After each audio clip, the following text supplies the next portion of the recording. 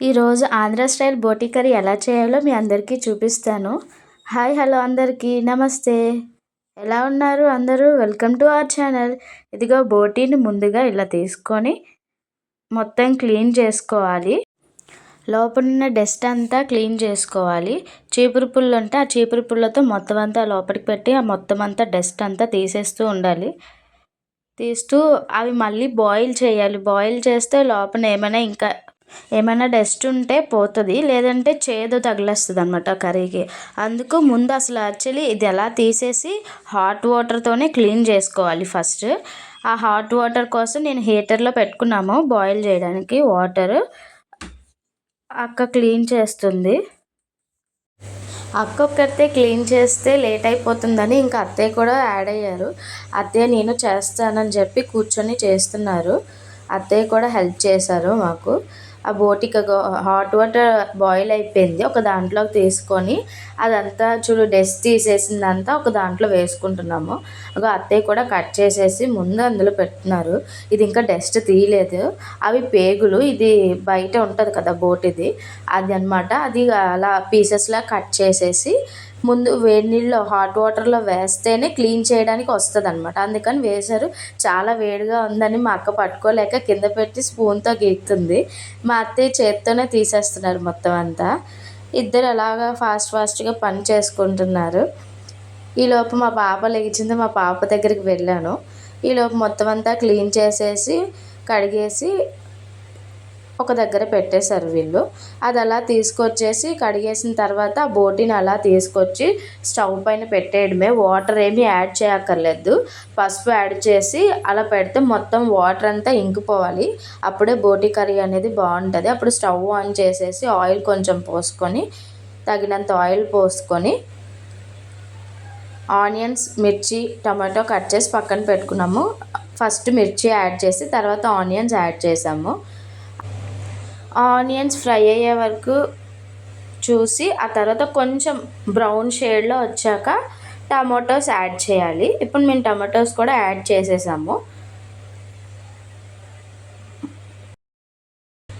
అల్లం వెల్లుల్లి పేస్ట్ ఒక్కటే యాడ్ చేసాము. ఇంకేవి మసాలాలు ఏవి యాడ్ చేయలేదు.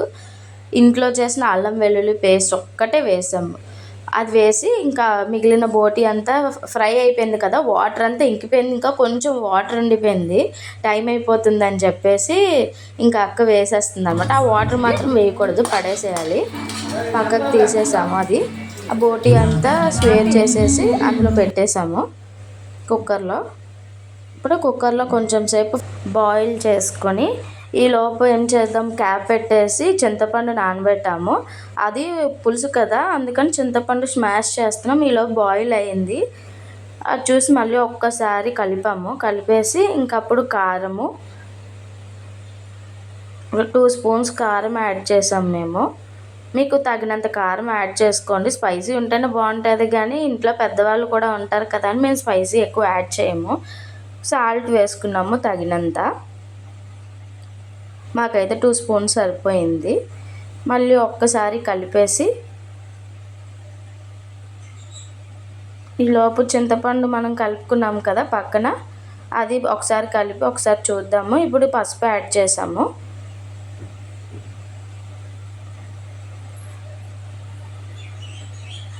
యాడ్ చేసి కలిపాము ఒకసారి. ఇప్పుడు చింతపండు స్మాష్ చేస్తూ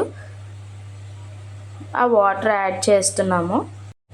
చింతపండు వాటర్ అనేది యాడ్ చేసుకున్నాము. మళ్ళీ ఒక్కసారి కలుపుకొని విజిల్ పెట్టేసుకున్నాము.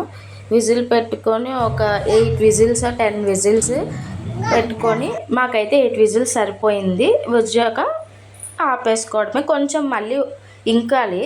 మళ్ళీ స్టవ్ ఆన్ చేసుకొని ఇంకిచ్చాలి. కొంచెం మరీ దగ్గరికి అయితే పాడైపోతుంది. దగ్గరికి అయిపోతే మళ్ళీ గ్రేవీ ఉండదన్నమాట.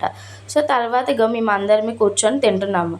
మా వదిన వాళ్ళు వచ్చారు. వాళ్ళ కోసమే బోటీ కర్రీ, చికెన్, మటన్, ఇంకా కొబ్బరి అన్నం చేసింది. ఆ కొబ్బరి అన్నము ఇంకా అందరికీ సర్వ్ చేస్తుంది అక్క. అత్తయ్య కనిపించట్లేదా అనుకుంటున్నారేమో, అత్తయ్య వేరే ఫంక్షన్కి వెళ్ళారు. ఇంకా మేము ఇలా తినేసి ఇంకా కాసేపు రుహాన్షితో ఆడుకున్నాం అందరినీ. ఈ రోజుకి ఇంక ఇంతే. అందరికీ bye bye. See you next video. Bye bye.